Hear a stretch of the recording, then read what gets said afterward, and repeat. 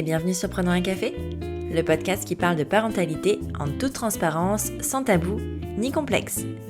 Je m'appelle Élise Bulté et chaque mardi, je reçois un ou une humaine concernée de près ou de loin par la parentalité, pour échanger sur des sujets souvent éloignés des contes de fées, mais toujours passionnants et criants de vérité. Avant de vous parler de mon invité du jour, laissez-moi vous dire que vous pouvez désormais soutenir Prenons un café sur Tipeee. Tipeee, c'est la plateforme de financement participatif dédiée aux créateurs de contenu sur le web. En échange de quelques euros, de nombreuses contreparties trop sympas vous attendent sur la page Tipeee de Prenons un café. Merci d'avance pour votre soutien sans faille. Je suis ravie de faire grandir Prenons un café avec vous. Maintenant, place à mon invité aux multiples casquettes. Anaïs se cache derrière le célèbre blog de bonnes adresses Parisian Avor. Elle est l'autrice du guide des boui-boui à Paris, la créatrice de l'appli Paris Go Away dédiée au micro-voyage à moins de 2 heures de Paris et la mère de 3 jeunes enfants. Le point commun de tous ces projets ? Le goût du voyage, de l'ailleurs, sans jamais forcément aller bien loin d'ailleurs. Anaïs est une amoureuse de l'aventure en sac à dos et avoir des enfants ne l'a jamais arrêtée dans ses périples toujours plus fous. C'est ainsi qu'elle a parcouru l'Espagne en camping-car, s'est rendue au Maroc en voiture, traversé la Colombie en transport en commun, tout ça avec son mari et 3 enfants en bas âge. Quel est son secret ? Anaïs nous dit tout dans cet épisode haut en couleur. Vous pensiez être seule à galérer ? Mettez vos écouteurs et prenons un café. Salut Anaïs.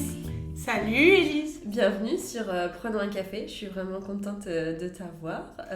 Après avoir suivi tes moultes aventures sur Instagram, on va parler de parentalité, puisque tu es maman.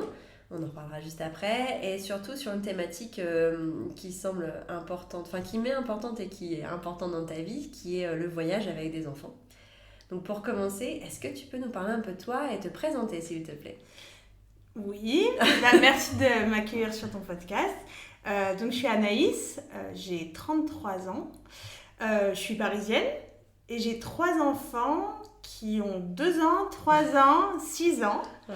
Et je suis la fondatrice du blog Parisian Avor que j'ai fondé en 2012, donc ça fait 8 ans. Ça passe vite, hein, déjà. Ouais. Ton blog, en fait, il répertorie, pour faire un petit résumé, les adresses de restos parisiens.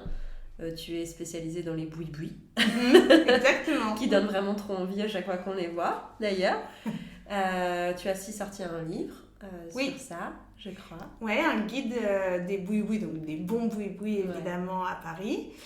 Que j'ai sorti l'année dernière, que j'ai auto-publié. Ouais.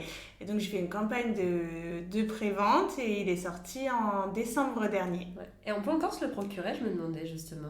Oui, il est en vente seulement sur mon blog. D'accord. Et il m'en reste un peu. Donc, voilà. Allez-y si vous en voulez et dépêchez-vous.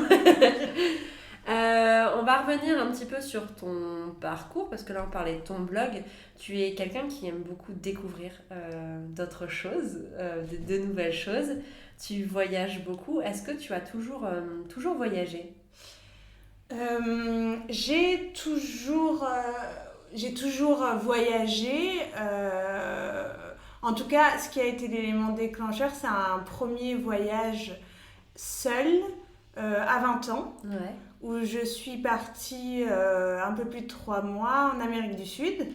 Donc j'avais déjà fait des petits voyages, enfin petits entre guillemets, et j'avais toujours quand même une fascination pour le voyage, pour les gens, quand j'entendais « il est parti faire le tour du monde », etc. J'avais une cousine qui était partie faire le tour du monde, à la voile en plus. Wow. Et c'est vrai que j'avais une espèce de fascination pour les voyages et pour les découvertes. Ouais. Et c'est un moment donné où j'allais pas très bien dans ma vie et du coup je me suis dit peut-être que ça a peu de sens, hein, mais non, moi je pense pas que ça ait peu de sens, parce que c'est vrai que c'est des moments où tu vas pas très bien, donc soit tu coupes tes cheveux ou tu vas à l'autre bout du monde. Non mais voilà. Vraiment. Et du coup je me suis dit je vais partir en Amérique du Sud, mais je voulais vraiment faire du volontariat. Ouais. Donc j'ai trouvé une association Et puis, je suis partie au Pérou et en Bolivie 3 mois et demi, toute seule. Ouais. Et c'était trop bien. C'est trop bien. Ouais, c'était trop bien. Et je me suis sentie vraiment un nouveau souffle et vraiment une nouvelle inspiration. Je me suis dit, mais en fait c'est cool la vie, c'est trop bien. C'est ça que tu voulais faire de ta vie, en fait. Tu voulais continuer à voyager et... Enfin, peut-être pas comme métier, mais tu sais, que ça fasse partie de ta vie. Je voulais que ça fasse partie de ma vie. Et à l'époque, je pensais vraiment que c'était au bout du monde. Et après, c'est après que j'ai compris qu'en fait, il y avait plein de formes de voyage. Et que ce qui m'attirait surtout, c'est de découvrir de nouvelles choses. Et que ça pouvait prendre plein de formes et que ça pouvait être pas au bout du monde. Oui, c'est vrai. Surtout qu'en ce moment on peut plus trop aller au bout du monde. C'est ça. Donc, mais c'était ça vraiment l'élément déclencheur, où quand je suis rentrée pour poursuivre mes études, parce que c'était au milieu de mes études, et je suis retournée dans ma chambre universitaire là, du Crous. Je me suis dit, oh là là là là, petite vie. Mais finalement j'étais dans le 13e, donc c'est ce qu'on appelle le quartier chinois de Paris. Et c'est là que, justement, je suis allée dans des boui-boui. Je me suis dit, déjà, ça, c'est une manière de voyager et un peu être dépaysée. Mais c'est vrai que ça a été l'élément déclencheur et c'est là que j'ai attrapé ce qu'on appelle le virus du voyage. Est-ce qu'à ce moment-là, tu étais déjà en couple avec ton conjoint actuel ? Alors, en fait, on s'est mis en couple juste avant que je parte. Ouais. Et je voulais vraiment partir seule. Je voulais partir, mais seule. Et je sentais qu'on allait se mettre ensemble parce qu'on se fréquentait comme ça. Ouais. Et en fait, je pense que la veille du jour où on s'est mis ensemble, j'ai pris les billets parce que je me suis dit, ah non, mais là, ça va se faire. Et puis après, tu vas douter, tu vas te dire, non, mais peut-être que je pars pas parce que... Et j'avais pas du tout envie de remettre en question ce projet. Donc, j'ai pris les billets pour partir. Ouais. Et ça faisait 1 mois qu'on était ensemble quand j'ai pris mon vol pour Lima. Ouais. Et t'imaginais déjà cette relation comme une relation sérieuse qui allait durer ?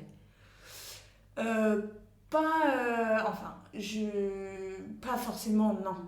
Non. Enfin, tu te projetais pas avec marié, 3 enfants, etc. Ouais, voilà. Je suis pas mariée. Ouais, mais tu vois le schéma un peu classique. Non, je me disais, ça se trouve, oui, et d'ailleurs, on sait jamais, ça je le savais déjà, que parfois il y a des choses, tu penses qu'elles sont temporaires et en fait elles deviennent permanentes, ça c'est sûr, mais non, je me disais, peut-être que ça durera, et d'ailleurs si ça doit durer, ça survivra à mes 3 mois en Amérique du Sud. Ouais, mais tu sais, quand ça fait 1 mois que t'es ensemble, tu te dis pas je vais partir 3 mois, mais c'est genre 3 fois ta relation, tu sais. Ouais, mais en fait j'avais beaucoup plus envie de partir que justement, j'avais vraiment envie de le faire. J'avais passé en fait 1 an en Angleterre où je travaillais, je faisais une licence à distance avec la France. Pour être honnête, parce que j'étais boursière et du coup ça me permettait de conserver ma bourse. Et je travaillais un peu en Angleterre pour me payer ma coloc. Et puis en avril, je suis rentrée à Paris. C'est là que je sentais qu'on allait sortir ensemble. Mais en fait, je le connaissais depuis très longtemps puisque j'étais une amie de sa sœur. Et j'avais ce projet de me dire, cette année sabbatique, entre guillemets, je veux la finir avec un voyage et du bénévolat en Amérique du Sud. Et en fait, ça avait beaucoup plus d'importance pour moi qu'un mec, quel qu'il soit. Ouais, d'accord, ok, je vois. Donc du coup, quand même, tu rentres, votre relation s'installe, ça devient un peu sérieux. Est-ce que vous avez voyagé ensemble en tant que couple ? Oui. Ouais. Oui. Et lui, il n'était pas du tout... parce que, par exemple, moi, quand je suis partie en Amérique du Sud, j'avais pas d'argent. Donc, en gros, je partais avec mon sac à dos, je dormais dans des dortoirs. Après, j'ai dormi dans l'association où je travaillais. Et en plus, j'aimais vraiment ça. Le voyage route, j'aimais vraiment ça. Et lui, il avait très peu voyagé. Et il comprenait pas du tout ce qu'on pouvait aimer dans un voyage route. Il préfère partir moins, mais c'est-à-dire dans des bonnes conditions, avec un bon matelas, etc. Le premier voyage, je pense que c'était un week-end à Barcelone. Et puis après, on a fait quelques week-ends comme ça. Et le premier gros voyage, c'était au Brésil. Et c'est vrai que c'était le choc des cultures, quoi. Et bon, déjà qu'on a un couple mixte, mais là, c'est le choc des cultures, vraiment de notre vision, justement, du voyage, de la découverte, ils comprenaient pas, mais pourquoi on va pas dans un hôtel mieux? J'ai dit, non, mais là, en fait, c'est une chambre d'hôte, donc comme ça, on est chez quelqu'un, un Brésilien, on n'est pas en train de donner notre argent à un Américain ou un Européen qui a fait un hôtel, on est dans un petit village, et ça, c'est vrai que lui, il n'avait pas du tout la même vision, il comprenait même pas l'intérêt. Et je me souviens, pendant ce premier long voyage, on s'est quand même pas mal embrouillé, en fait. Ouais, parce qu'il disait, mais ça va pas la tête, on va pas dormir là, mais pourquoi on bouge tous les jours, mais c'est pas des vacances, etc. Et voilà, et maintenant, ça va beaucoup mieux. Ouais, tu l'as converti, en fait. C'est ça, c'est ça, mais... Après, je ne sais pas, s'il était seul, peut-être qu'il ferait pas du tout comme ça, ou s'il était avec quelqu'un d'autre. Mais en tout cas maintenant, il le fait. Et je pense qu'il voit l'intérêt, il a compris l'intérêt d'un voyage de ce type où il y a vraiment de la découverte. Ouais. Une interaction avec vraiment la façon de vivre de l'endroit où tu vas, quoi. Oui, voilà. Ouais, c'est ça. Et... on va revenir juste à une question que je pose généralement à tous les invités d'ailleurs. Est-ce que toi, tu as toujours eu un désir d'enfant ? Je pense que oui. Peut-être je me souviens pas très bien. Mais j'ai pas eu un désir, mais évidemment que en fait, c'est le modèle qu'on voit partout. Et en tout cas, je me suis jamais dit que jamais j'en aurais. Ouais. Donc finalement, je pense que j'ai grandi en me disant j'aurai des enfants. Peut-être même en pensant que c'était le seul modèle possible. Hein. Mais du coup, oui, je me suis toujours dit que j'aurais des enfants. Ouais. Et quand vous êtes posé avec ton chéri, en vous disant bon bah là on se lance. Est-ce que toi, tu l'as envisagé tu sais, il y a beaucoup de personnes qui pensent ok, bah alors on est en couple, on va faire plein de voyages, comme ça ce sera fait et une fois qu'on aura des enfants, on pourra se poser. Tu vois, genre ta vie, ça va. Ouais. Comment toi tu l'envisageais du coup ? Tu t'étais dit la même chose, fais un peu ce schéma-là, viens on bouge et quand on aura des enfants, on s'arrête ? Non, je m'étais pas dit ça. Après, évidemment, je me suis dit par exemple...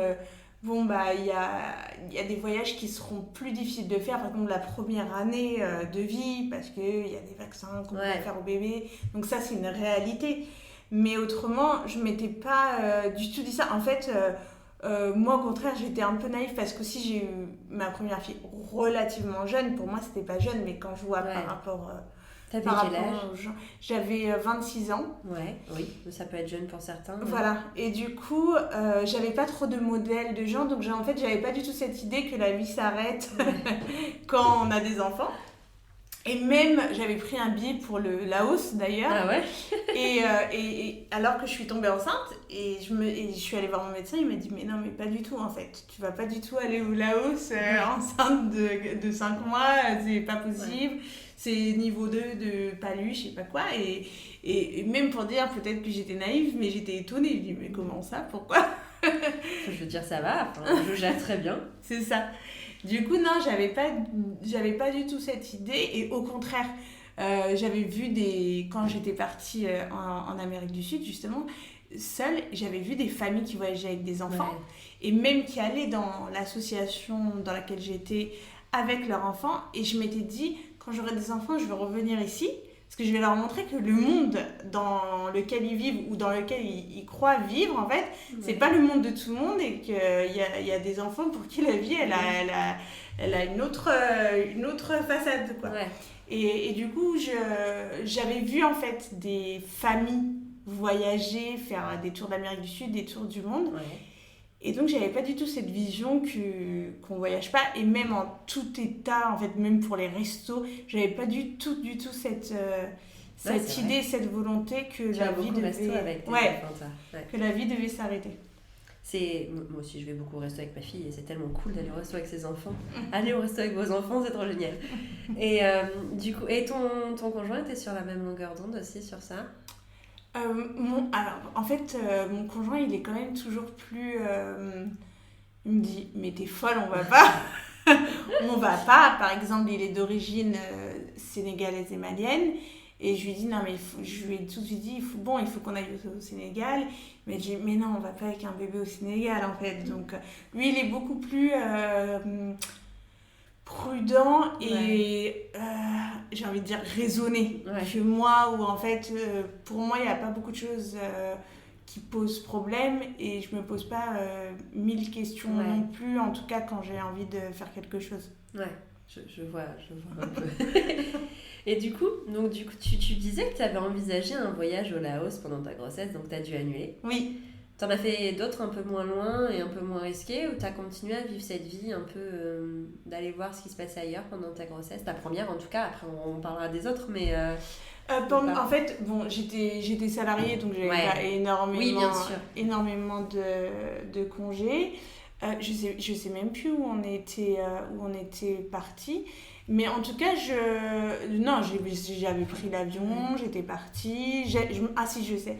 J'avais fait un road trip. En fait, j'ai invité ma maman à un voyage et c'est là que je lui ai annoncé ma grossesse. Ah, c'est chouette. Ouais, et du coup, on a atterri à Séville. En fait, on a fait un road trip en bus, en plus avec des bus. De Séville, on est allé dans le sud de l'Espagne et après l'Algarve, au Portugal. Et on est remonté jusqu'à Lisbonne. Et du coup, non, évidemment, moi j'étais quand même stressée comme une première grossesse. Mais maintenant que j'y pense, j'étais quand même pas trop stressée, quoi, parce que je prenais des bus où on n'est pas attaché, ce que beaucoup de femmes s'interdiraient lors d'une grossesse. Surtout qu'on me dit d'éviter un peu les voitures, les vibrations, trop, machin. Et non, en fait, j'avais pas du tout... je faisais attention, mais sur ça, pas beaucoup. Pas tant que ça, finalement. Bon, finalement, elle va bien, ta fille. Et la grossesse se passe, alors ta fille, je vais dire ta première fille, mais non, tu n'as qu'une fille, naît.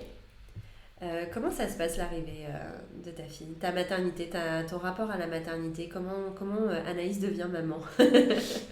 Franchement, pas du tout. En fait, aujourd'hui, je suis vraiment féministe et, comment dire, vraiment engagée, j'ai envie de dire. Et avant, en fait, je me considérais pas féministe parce qu'en fait, j'avais pas compris, les inégalités, j'avais pas compris ce qui se passait. Parce que quand on est juste femme, quand on est femme et pas mère, on sent pas encore forcément ce qui pèse sur les femmes, parce que ce qui pèse en fait c'est sur les femmes mères surtout. Et là je me suis dit, en fait moi je débarquais, c'est-à-dire que quand déjà avant d'accoucher j'ai compris que je pouvais pas partager mon congé avec mon mec, déjà pour moi c'était une découverte, c'est-à-dire que c'était même pas une question pour moi, je pensais qu'il pouvait prendre le même temps que moi parce qu'on pouvait se le partager, que c'était un truc qu'on pouvait se partager, que évidemment il fallait que je me remette de l'accouchement, mais qu'après ça, de toute manière je ne souhaitais pas allaiter, donc je ne voyais pas du tout pourquoi. Lui il pouvait pas garder ma fille, j'avais un boulot qui me tenait à cœur plus peut-être que le sien. Je gagnais plus que lui en plus. Et du coup, je débarquais. C'est-à-dire que je me dis, mais comment ? Et du coup, je me confronte à la réalité des inégalités des mères avec le reste de la société. Et c'est là que je découvre en fait déjà ces inégalités-là. Je découvre tout de suite que en fait, il y a que l'instinct maternel, peut-être qu'il existe, mais en tout cas, maintenant je sais qu'il n'existe pas, mais à cette époque-là, je me dis, mais en fait, merde, moi je le ressens pas du tout. Quand ma fille elle est née, je l'ai vue à côté de moi et je dis, ce bébé, je ne ressens rien pour lui. Donc c'était ni un baby blues, ni un rejet, mais c'est juste, non, il n'y a pas de lien, je me sens pas, je suis stressée, je suis angoissée, est-ce qu'elle va bien manger, est-ce qu'elle n'a pas froid, etc. Donc c'est de l'angoisse. parce que je suis responsable d'elle et ça me fait flipper de me dire oh là là, toute ma vie maintenant je vais être responsable d'un autre être que moi et qu'est-ce que j'ai fait. Mais autrement, j'ai pas du tout encore de l'amour. Et donc, je me rends compte qu'en fait, mais qu'est-ce que c'est que ce truc que tu l'as porté 9 mois, donc tu vas la reconnaître et tu vas l'aimer, il y a un lien. Et moi, je me dis, mais en fait, il n'y a que dalle. Et du coup, je la regarde et je me dis, bon, on va devoir faire connaissance et à ce qui paraît, on va devoir s'aimer, ma petite. Donc, et du coup, c'est un peu ça que je tombe de ma chaise. Je tombe de ma chaise parce qu'en fait, tout ce que j'ai entendu, tout ce qu'on raconte, je sais pas encore si c'est faux ou non, mais en tout cas, moi, ça se passe pas comme ça. C'est, y a pas la magie, tu sais, qu'on te dit, moi ça m'énerve d'ailleurs qu'on me dit ça, genre, non mais l'accouchement c'est un peu difficile, mais après t'oublies tout. Ouais, alors moi c'était ultra difficile, c'était un déclenchement, c'était 30 heures, donc déjà c'était difficile, et en plus, même après quand elle est arrivée, elle me dit, prends une après, j'ai dit, ah non, je suis trop fatiguée. Mais après, j'avais pas de problème avec elle, mais c'est-à-dire qu'effectivement, on n'avait pas créé encore le lien. Et le lien, on l'a créé, justement. Par contre, je l'ai senti, l'amour naître au fil des jours et des semaines et des mois, mais c'était pas du tout une évidence. Et c'est vrai, on m'aurait mis un autre bébé que ça aurait été pareil, en fait. Ouais, non, mais d'accord, je vois. Et parce qu'en fait, tu as quand même fait 3 enfants, du coup. Ouais. Est-ce que ça a été pareil pour les 3 enfants ? C'est vrai que je sais pas si c'est pareil pour tout le monde, mais en tout cas pour moi, le second, au niveau de la grossesse, on sait à quoi s'attendre. On sait pas tout ce qui peut se passer, mais on sait comment ça se passe. On sait que tout est temporaire, que on a mal au dos, on est grosse, c'est difficile. La première écho, on sait comment ça se passe. La deuxième, la troisième, même s'il arrive des choses différentes, que l'accouchement, de toute manière, t'as mal. Donc, en fait, quand même, tu sais. Et du coup, aussi, ça donne de la force, par exemple, aussi par rapport à ce qui peut se passer avec des médecins, des sages-femmes. Si on te dit, vous allez faire le test de glucose, par exemple, pour ma deuxième grossesse, j'ai dit, non, en fait, je vais pas le faire, j'ai pas envie. Et parce qu'avant la première grossesse, on te dit de faire un truc, tu dis oui. Tu sais pas que tu peux dire non. On te dit d'écarter les jambes, t'écartes les jambes. Alors qu'après, tu dis, non, en fait, vous allez pas me faire de toucher aujourd'hui. Et donc, je prenais quand même de la force, que j'avais plus confiance en moi. Et aussi, quand on va au bout d'une grossesse, on sait déjà qu'on en est capable. C'est-à-dire, on sait, c'est bien, j'ai mon enfant, je suis allée au bout d'une grossesse, il est vivant, il est en bonne santé, donc je sais le faire. Mon corps sait le faire. Du coup, on est beaucoup plus confiant. Et pareillement, le deuxième accouchement, c'était encore d'autres problèmes. J'ai fait une hémorragie de la délivrance. Et du coup, je suis restée un peu plus longtemps et j'ai eu des transfusions, etc. Mais je me sentais quand même sereine parce que je savais comment ça se passe, que t'inquiète pas, s'il mange pas un repas, il va pas mourir. Donc en fait, il y a plein de choses où... T'étais moins anxieuse en fait. J'étais moins anxieuse. Oui, tu dors pas, mais t'inquiète pas, il y a un moment où tu vas dormir.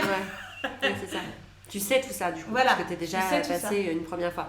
Après, et ça je vais inviter les personnes à aller écouter peut-être un épisode de Bliss ou ce genre de choses où tu parles de ton 3e accouchement qui s'est vraiment pas passé de la même façon et qui a été beaucoup plus traumatisant et sur lequel, parce que ton fils est arrivé plus tôt, c'est ça ? Oui. Donc là t'étais peut-être pas préparée non plus. Moi je vais revenir sur le côté de ta parentalité, parce que tu vois, tu dis que c'est une relation qui s'est construite avec le temps. Est-ce qu'elle s'est construite avec le temps avec tes 3 enfants, ou est-ce qu'il y en a eu un où ça a été plus direct ? Franchement, c'était pareil, c'est-à-dire déjà je trouve, même jusqu'à la parole, je trouve que il y a quelque chose qui se construit. Après, ça, je pense que ça change aussi la relation qu'on a avec nos enfants, mais quand il y a la parole qui vient, et il y a une autre relation et on découvre en fait quel être vraiment on a devant nous. Et je trouve que du coup, non, il n'y en a pas un que j'ai aimé immédiatement. Alors évidemment, mon dernier Ismaël, comme il est né prématuré, il avait des besoins qui étaient hyper différents des autres. Mais c'est toujours ce sentiment plutôt d'angoisse et de protection et de responsabilité qui naît bien avant l'amour, en fait. De peur. Mais en fait, on croit peut-être que c'est de l'amour, mais c'est pas encore l'amour, c'est juste de la peur. Donc, c'est ça. Et du coup, je pense quand même que ça s'est fait... tous mes enfants, ça s'est fait au fil des jours, parce que le temps d'atterrir, et encore plus en fait finalement pour le dernier, puisque j'étais déjà c'était un bébé surprise. Ah oui, il n'était pas prévu. Voilà, et je me suis donné le temps de la réflexion si on allait le garder, parce que je suis tombée enceinte quand mon deuxième n'avait que 10 mois, donc c'était très tôt. Et en plus, il est né en avance.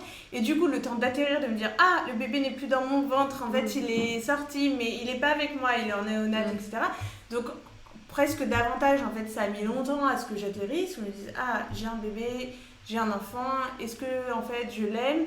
Et justement, au contraire, en fait, il y a un espèce de phénomène de quand tu ne sais pas trop bien si ça va aller, s'il va vivre. Au contraire, je pense que c'est un truc psychologique, quoi, qui te dit ne t'attache pas trop parce qu'on ne sait jamais ce qui arrive. Donc non, les 3 enfants, ça a été comme ça, sauf que ce qui change, c'est qu'à partir du deuxième, tu sais que t'inquiètes. T'en as un aussi déjà. T'en as un, mais voilà, et du coup, tu sais que oui, c'est pas grave, t'es pas un horrible monstre.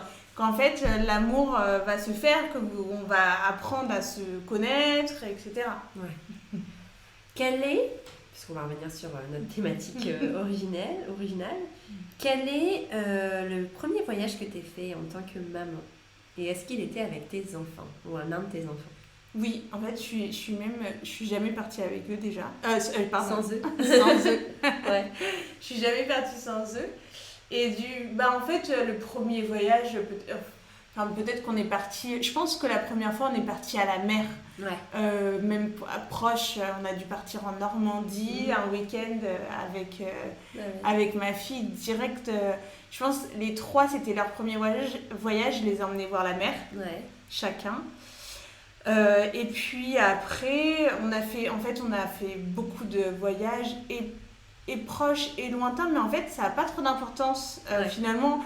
À part les heures ou d'avion ou de voiture, ça change pas grand-chose parce qu'on voyage toujours de la même manière, où on fait tout le temps des voyages itinérants et où on bouge tous les jours ou tous les 2 jours. Et donc que ça soit à côté ou très loin, en fait, c'est quand même la même manière de voyager. Donc même Zachary, lui, a 6 mois avec lui, et donc Malia, elle avait 3 ans. On est allé en Roumanie et on y est allé en voiture. Donc on a fait un circuit en passant premier stop Strasbourg, et puis après on a fait l'Allemagne, l'Autriche, la Hongrie, la Roumanie, et on est revenu par la Slovénie et l'Italie. Donc en fait ça aurait pu être au bout du monde, et en fait finalement c'est assez proche de chez nous. Et comme quand on part en France aussi, on fait ce type de voyage où on fait des arrêts comme ça. Voilà, où on fait vraiment un circuit.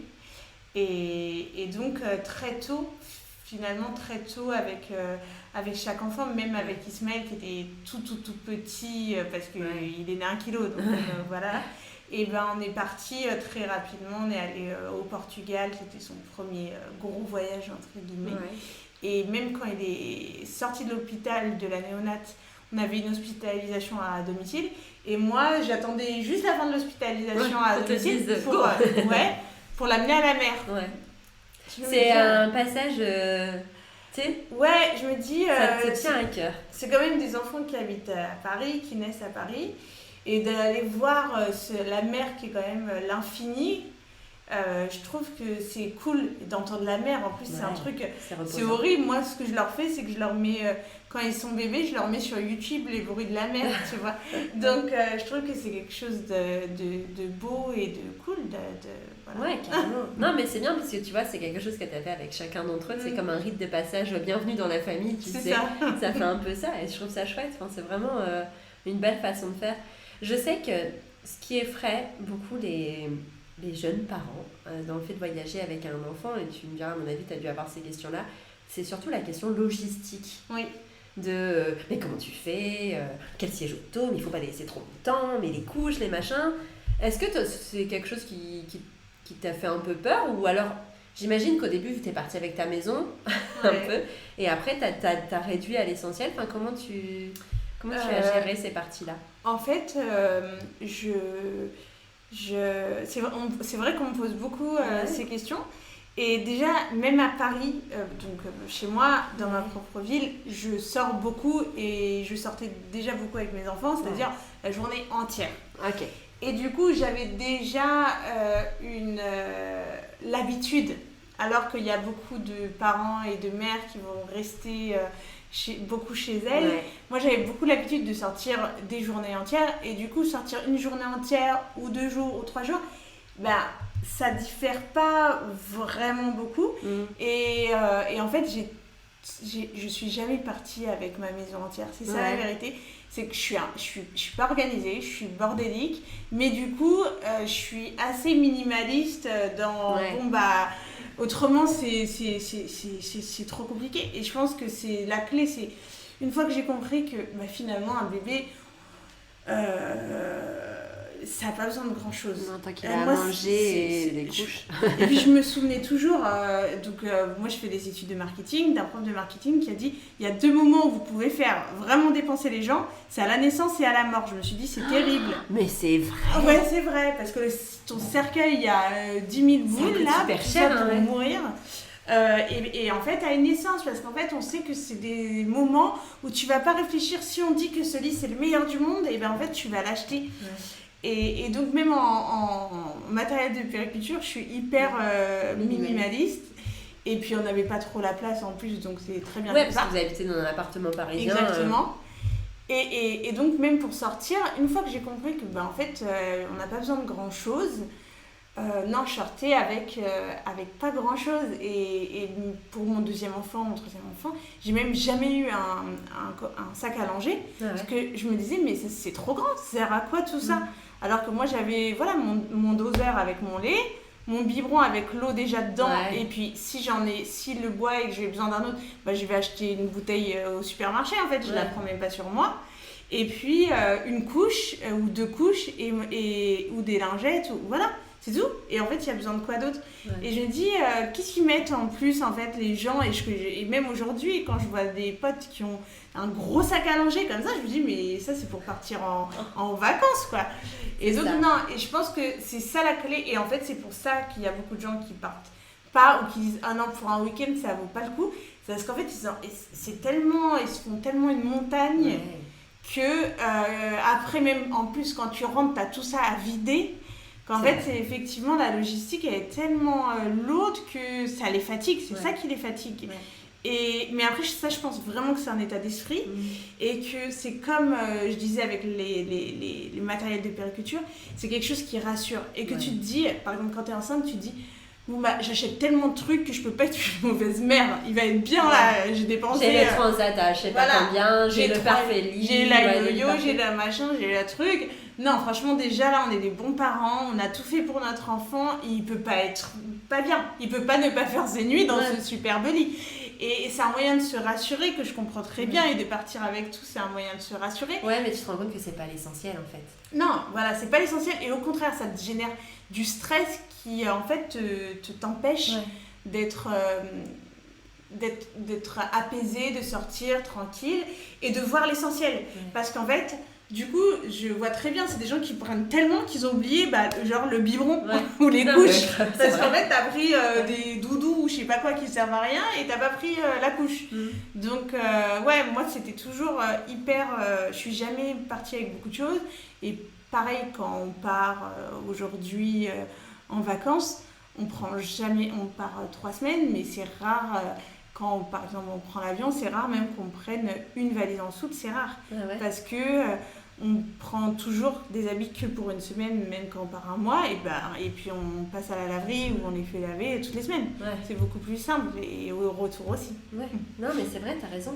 Parce que tu vois, pour le coup, moi non plus, j'ai jamais vraiment eu... J'ai acheté un sac à langer, je me demande encore pourquoi. S'il sert quand ma fille va en vacances chez sa mamie ou un truc comme ça, ou peut-être tu mets les affaires, des jouets, tout ça, mais je m'en suis jamais vraiment servi en tant que sac à langer, vraiment. Mais Mais c'est vrai ce que tu dis, parce qu'en fait, on est très matérialiste. Par contre, je me souviens de la première fois que je suis partie en vacances avec ma fille. Si tu veux, le coffre de la voiture, c'était assez impressionnant. T'avais de tout. T'avais le lit parapluie, la baignoire gonflable, parce qu'il n'y avait qu'une douche. Alors qu'en fait, juste, j'aurais pu la garder sur moi et me laver avec elle. Mais non, il fallait une baignoire. Elle ne même pas assise. Qu'est-ce que n'importe quoi. Et enfin, tu vois, ce genre de choses où ça te rassure, ça te conforte dans l'idée que sinon ça va être compliqué quoi. Là on avait une grosse poussette qui prenait tout le coffre, le porte-bébé. Enfin, alors qu'avec l'un ou l'autre on était bien, tu vois, on n'avait même pas besoin de forcément la poussette, mais on te fait tellement croire que c'est comme ça quand les parents. Mais moi souvent j'ai cette question, et du coup comment vous faites pour le bain? En fait quand ils sont petits, où je les mets, où je les prends avec moi dans la douche, ou alors en fait même dans le fond de la douche je les allonge en fait, et voilà, et je mets le fond d'eau et je les et du coup je me dis pour certaines personnes ils se font des nœuds au cerveau, et c'est ça qui complique les choses et qui leur fait une énorme charge, alors que c'est vraiment simple. Et même quand j'en dis, mais il faut pas vérifier 3 fois si tu as des couches ou tu as de l'eau. Il y a des supermarchés partout. Au pire, tu vas t'acheter un paquet de couches. D'ailleurs, ça serait bien qu'il y ait des distributeurs unitaires de couches. Mais je me dis, en fait, on va pas mourir. Moi, j'ai déjà oublié le biberon. Je suis allée en acheter un. C'est pas grave. Voilà. Et je pense qu'il y a une énorme charge de la logistique, etc. Alors c'est une pression qu'on se met comme ça. Aujourd'hui, tes enfants sont plus grands, donc tu as peut-être un peu moins cette charge de logistique. En revanche, tu as leur réaction à eux. Parce que c'est vrai que quand ils sont bébés, c'est cool, tu vois, ils voyagent, mais t'as pas le... Enfin, ils voient, mais ils réagissent à moitié ou pas forcément. Est-ce que tes enfants déjà sont différents en voyage que quand ils sont à Paris? Alors, ils sont... Est-ce qu'ils sont différents? Déjà, ils adorent. Ils adorent changer d'endroit.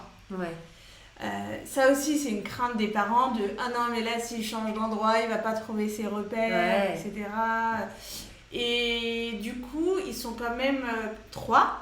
Et du coup, ils sont quand même des repères les uns pour les autres.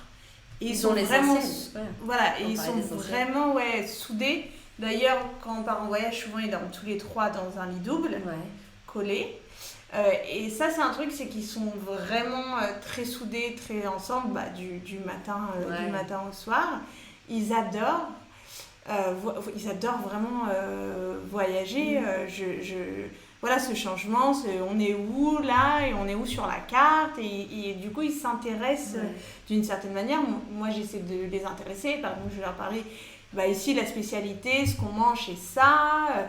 La langue, on apprend toujours à dire bonjour, merci, s'il vous plaît. Et donc, et je leur parle de l'itinéraire, là où on va aujourd'hui, etc. Et parfois un peu d'histoire quand ça s'y prête. Par exemple, quand on était en Grèce cet été, on est passé à Olympie, je raconte à ma fille, ça peut se faire par le jeu. Là, on a fait une course sur le stade à Olympie. Et puis, quand même, moi, je crois beaucoup à l'éducation par le voyage, et que, notamment, pas l'éducation, enfin, si, parce qu'il y a plein de dimensions. Culture. Mais la culture, l'ouverture, l'information surtout, tu vois, c'est ça.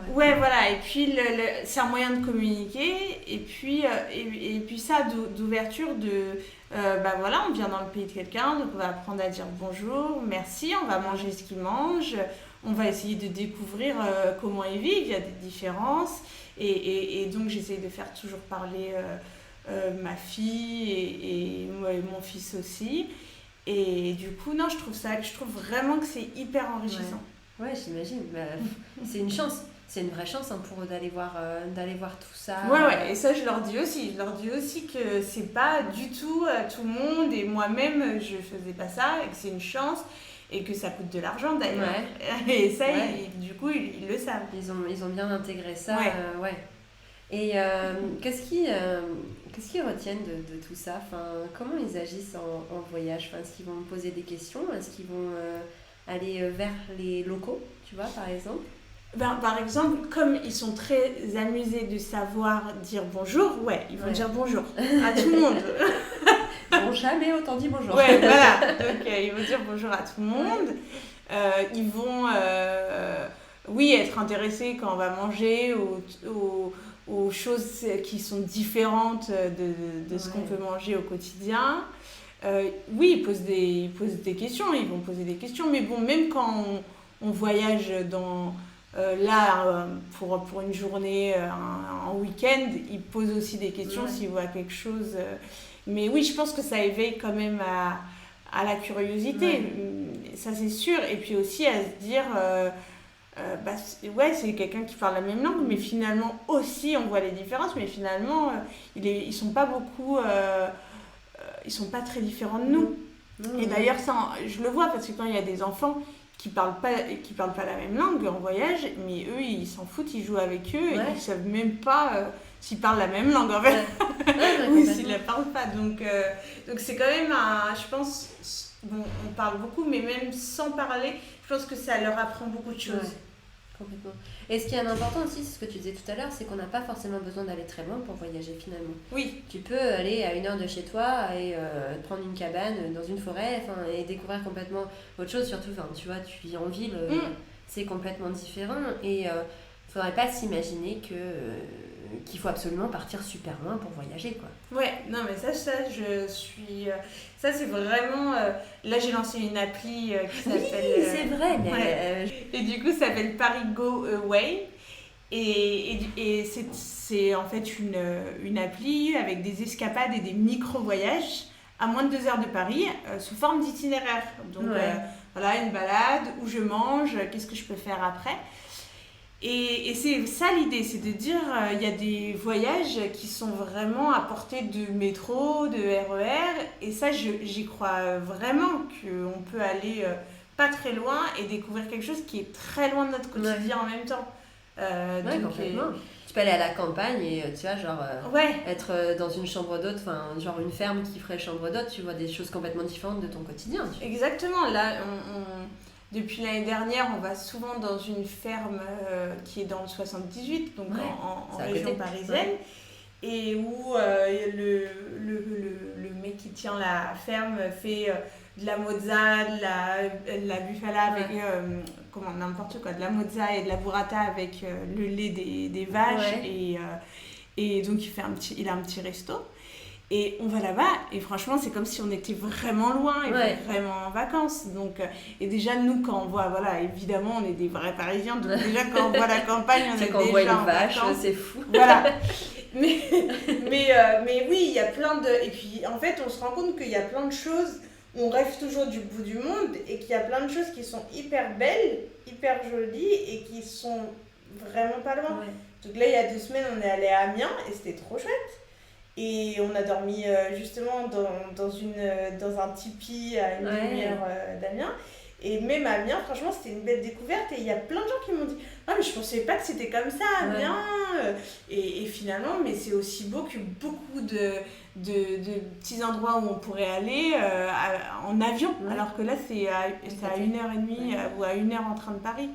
Mais tu vois, c'est ce que je pense a permis la situation Covid, tu vois. Parce que les gens, au lieu de prendre l'avion, de partir un peu loin, ils ont dû rester en France et découvrir des choses. Et c'est vrai qu'il y a des endroits trop chouettes ici, en fait, et qui polluent moins parce que t'as pas l'avion et qui te permettent de vraiment couper, quoi. Et on n'y pense pas assez parce que, tu vois, j'ai aussi ce côté un peu socialement, dire je suis partie loin, ça fait bien, tu vois. Oui. Enfin, moins maintenant. Moins maintenant. Parce qu'il y a l'écologie, la conscience écologique, complètement. Je suis d'accord, je te rejoins. On va passer sur un petit côté un peu pratique. Si tu avais 3 conseils à donner à une famille qui voudrait voyager, ça serait quoi ? Bon, déjà, franchement, je dirais qu'il faut pas trop attendre. Et ça, il faut sortir de chez soi. En fait, de toute manière, moi, je trouve qu'il faut sortir de chez soi pour 1000 autres raisons. Pour éviter la dépression, pour socialiser, pour habituer son enfant aussi au bruit. Donc, je sais qu'il y a des gens qui sont pas d'accord, mais Mais après, bon, bah voilà, tu t'enfermes dans le silence pour toute ta vie, quoi. Et du coup, je pense que tout se fait step by step. Voilà, donc le premier voyage, on va pas aller au bout du monde. Non, on va aller à la pharmacie au coin de la rue avec son bébé. Voilà, c'est ça. Mais c'est de faire déjà quand même step by step, et ça c'est important. Même, on part toute une journée, on voit que ça se passe bien, et du coup on est prêt pour un week-end, et après on est prêt pour partir une semaine, et après, et après on est prêt pour aller plus loin, pour envisager autre chose. Donc ça, je pense que c'est important de pas... Voilà. Il y a une chose aussi importante, c'est vraiment de ne pas s'encombrer. Je pense que vraiment on n'a pas besoin de beaucoup de choses. Moi, je suis jamais partie avec un lit pour bébé, quoi. Donc, et en fait, on pense que ça rassure, mais c'est le contraire. C'est trop lourd, toute cette logistique, et ça fait des nœuds au cerveau. Et sur mon blog, j'ai fait une liste de ce que je prends, moi, en voyage. Et donc vraiment, même quand j'avais des bébés, et j'avais 2 bébés en fait. Oui, bah oui, parce qu'ils sont tellement rapprochés, bien sûr. Et c'était 4 ans, 1 an et 0. Donc c'était vraiment... Tu devais avoir 2 tailles de couches, et t'imagines, tu devais avoir 2 pouzettes. Voilà, et typiquement, quand je prends l'avion, moi je prends pas de couches, je les achète là-bas. Et ça c'est... Enfin, je veux dire, bien sûr que je peux prendre des couches. Ça tu prends ce qu'il te faut pour le voyage, mais après sur place, tu exactement. Et donc j'ai fait une liste parce que je me dis si j'étais vraiment pas dans ce minimalisme, je partirais jamais, parce que c'est impossible avec 2 bébés. Et donc pour montrer qu'il n'y a pas besoin vraiment de grand chose, franchement. Et donc je pense que c'est ça qu'il faut se mettre dans une optique, on prend pas grand chose, et il faut vraiment, c'est un état d'esprit, il faut vraiment se dire non, mais il faut vraiment essayer d'être un peu rationnel, de se dire oui, dans tous les pays il y a des bouteilles d'eau, quoi. On va pas emporter une bouteille d'eau. Après surtout que si tu prends l'avion, t'es obligé de l'acheter, donc non mais parce qu'il y a des gens qui en sont presque là. Donc pareil, il y a des petits pots partout, on va pas emporter ces petits pots, quoi. C'est pas... Et donc ça, sur le côté il faut s'alléger, autrement c'est compliqué. Et puis après, qu'est-ce que je dirais? Après, évidemment, ça dépend beaucoup de l'âge des enfants. C'est pour ça que je disais que moi je trouve qu'il faut sortir vite et le faire vite, parce qu'on a tendance à croire qu'avec un petit bébé c'est compliqué, et en fait moi je trouve que c'est le plus simple. Et c'est plus compliqué parce que tu vois, moi je suis dans une situation inverse, ça me fait rire, parce que je viens de me rappeler d'un truc là à l'instant. C'est que quand ma fille, donc Alice, avait 1 an, un peu plus d'1 an, presque 1 an et demi, on avait organisé, on devait partir en week-end à Budapest, et en fait on a annulé à la dernière minute parce qu'on a paniqué. Parce que, on les met où les couches? Non, mais attends, ils n'auront pas les couches que nous, on prend, tu vois. Ce ne sera pas la même marque. Et puis, elle va manger quoi? Non, mais attends, est-ce qu'on est sûr de vraiment... Aujourd'hui, quand j'y pense, je me dis, c'est dommage, parce qu'on aurait vraiment passé un super week-end. Et en fait, non, on l'a annulé parce que la logistique nous est vraiment très peur. Et du coup, comme on a eu peur de voyager avec elle, aujourd'hui, elle a 3 ans, c'est difficile, en fait. Tu vois, là, c'est pendant les vacances, on est parti en Bretagne, et elle voulait sa maison. Tu sais? Et du coup, elle est devenue un peu casanière, parce que ça la rassure. Après, du coup, maintenant, on a pris le pli et on se dit que non, on va plus faire ça. Et il n'est jamais trop tard, de toute façon, pour commencer à voyager. Mais tu vois, du coup, ça montre quand même on a eu peur juste pour une question de logistique, parce qu'on devait prendre l'avion et qu'on n'avait pas notre voiture, donc on ne pouvait pas mettre ce qu'on voulait dedans. Et du coup, on était limité. Et du coup, c'est... en fait, la logistique nous a limité, nous. Oui. C'est ça, finalement. C'est nous qui nous sommes mis nos propres limites, du coup, on a annulé. Oui. C'est ça. C'est pour ça que je disais, en fait, c'est plus un boulet au pied, alors qu'on pense que c'est trop cool d'avoir 1000 choses. Alors non, qu'en ça fait, sert à rien. Alors évidemment, quand on veut partir en voiture, c'est cool, on peut emporter toute sa maison, mais finalement, c'est pareil, c'est quand même un boulet de prendre tout ça, et qui sert à rien en plus. Donc, non, mais je suis trop d'accord.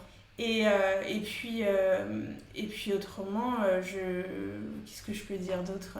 Je sais pas, partez, faites-le. De toute façon, c'est sûr, ça fait peur.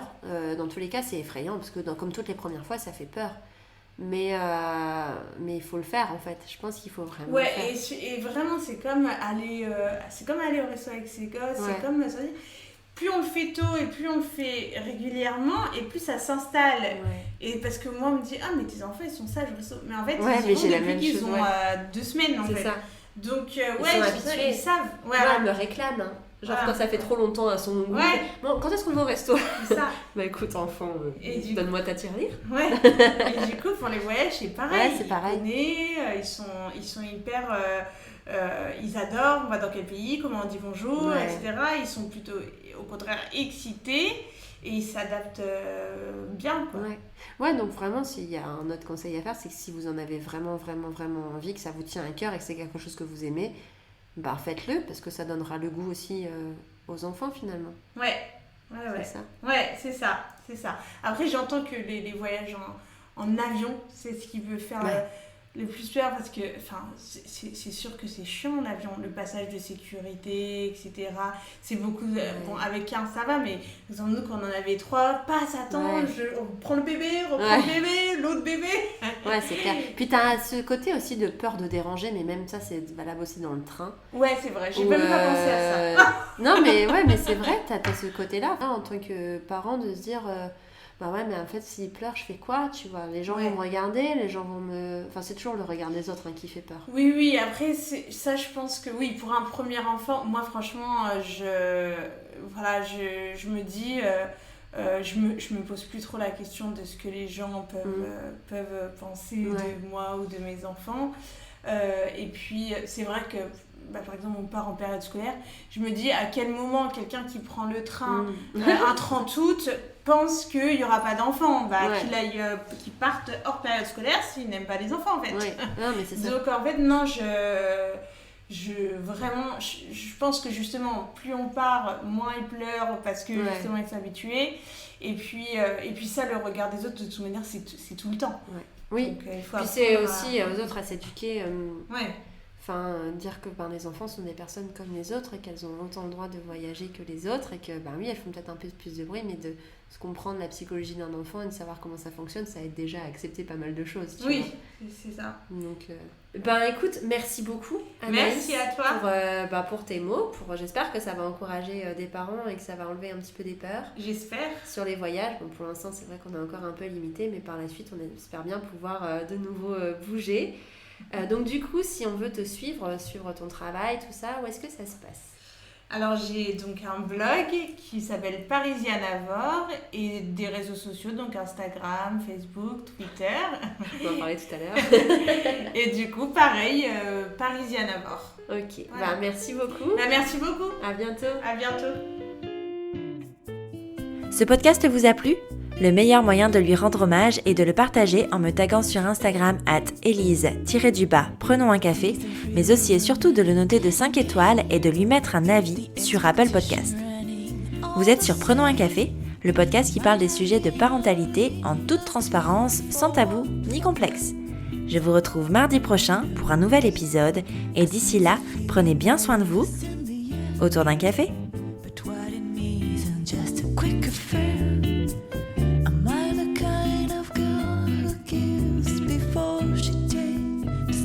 Taxi fare. The fun is in the chasing, and fun is what I'm having. For you, it's so